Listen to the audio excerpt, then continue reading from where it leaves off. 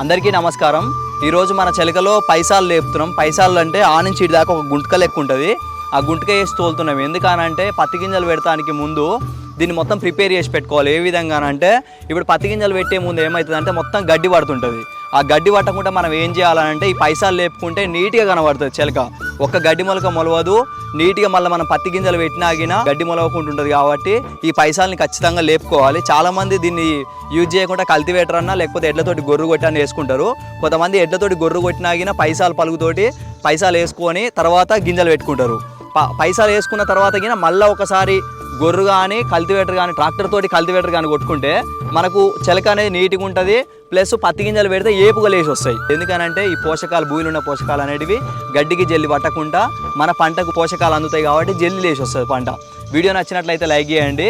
మీరు గిన పైసాలు గుంటగా వేసిరో లేదో ఒకసారి కామెంట్లో తెలియజేయండి. థ్యాంక్ యూ ఫర్ వాచింగ్ అన్న.